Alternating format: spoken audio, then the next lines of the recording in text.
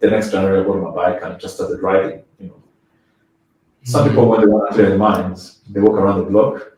I decided to ride across Canada, which was a 15-month adventure, which actually turned out to be one of the pivotal moments of my experience, because first of all, I'm Canadian, but like most Canadians, we just know the big cities. We just know the Torontos, the Ottawa, the Montreal, the Quebec City, the Vancouver, and if you're really adventurous, Calgary, where like what's going on there. And I decided, I was able to see a lot of Canada. Like, I visited every single province and territory except one, the one that's unreachable by bike.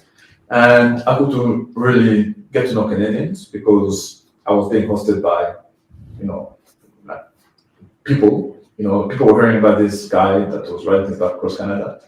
And because also people have never seen someone like me, and I'll let your audience figure out what I mean by that, do something like that in winter, because they were like, well, even Canadians don't ride in winter, but he's this guy like riding in winter.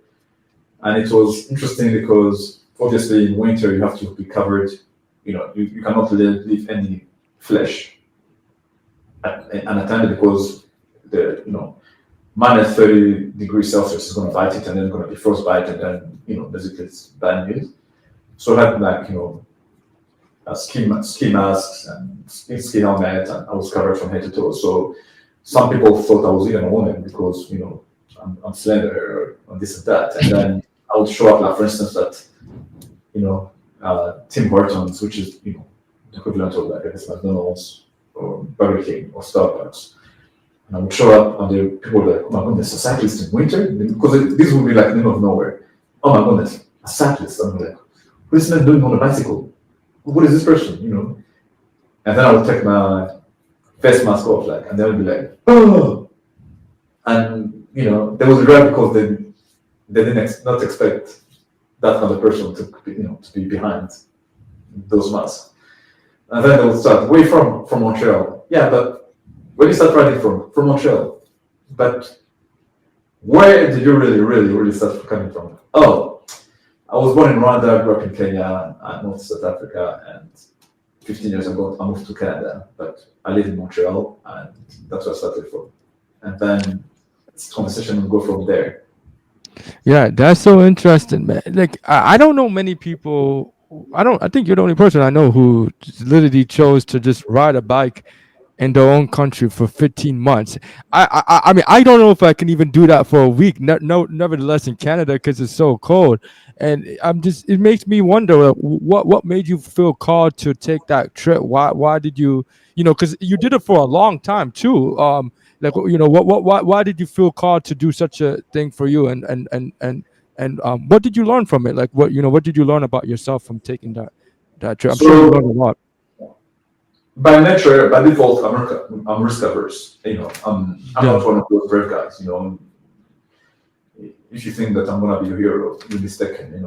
I'm like, let's get out of here. You know what I mean?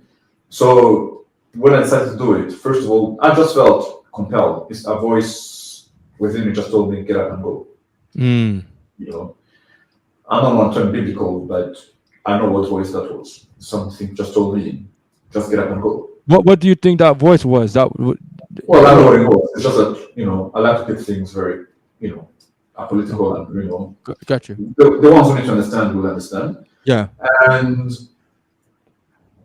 just go. And I was like, okay.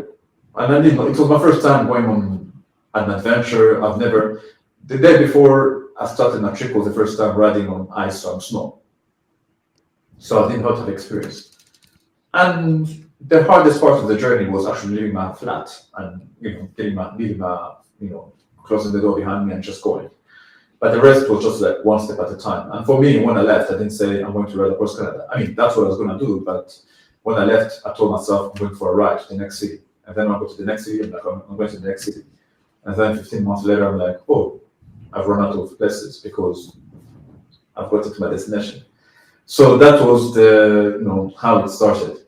Why? I have no idea. Again, to get the music, I have no idea. Just something told me, just get up and go. And it was difficult, it was cold, but somehow, you know, it was also a very costly ride. But somehow, you know, there was provision. You know, Canadians being Canadians, they really were true to the stereotype that they're very nice and very hospitable. I mean, sometimes I would tell people, I need to go. Like, I can't stay here for long. I need to go because otherwise I'll never finish this ride in my lifetime. They're like, you know, make yourself comfortable. I mean, some people I would drive. I'll be on the highway. The person will stop. I'm like, where are you going? Well, I'm going to this city. I'm like, well, do you have somewhere to stay? I'm like, not really. I'm like, okay, here's my key. Go to this address and go in there, turn the video on, make yourself comfortable. And then after work, I'll be back home. And then I'll go there and this and that, and then, you know, take a shower, and then the bell would ring, and then somebody drop at the door, like, oh, who are you? No, pizza delivery. I'm like, I didn't order pizza. I'm like, yeah, somebody at this house ordered pizzas. And then I'll look at my phone, and then the text message would be, yeah, listen, I'm a little bit tied up. I'm going to be there late, but you must be tired. So have some pizza, and then, you know, if you need to go to bed, go to bed. And I would need to go to bed because I would have to wake up early and ride. And then I would crash. And then in the morning I would wake up and then take off. And this person, I never met them except on the road when they gave me the key. And I have a number of stories like that. And wow. I mean, the same thing did happen in the US because, strangely enough, Americans are also very hospitable. You know, I mean, the US was a whole different trip. You know, Yeah. You know, America is America. While you took this risk to go out and travel across the country in Montreal, you would just meet like random people who would give you the pleasure of letting them stay in their place, even though you didn't know them or anything, and they're just cool with it. But did you, when you did this trip, did you have a plan of where you're gonna stay, or like you're just like, I'll figure it out as I go? Yeah, I knew that. I knew that if I tried to figure out the whole plan before I left, I would just be discouraged and forget about it because I would say, you know, this is crazy. It's too expensive. Yeah. So I said, you know what? Let me just see how far I can go. So I would be like, okay, let me plan week by week. Then I'll go week by week, and then after week, okay, let me just go week by week.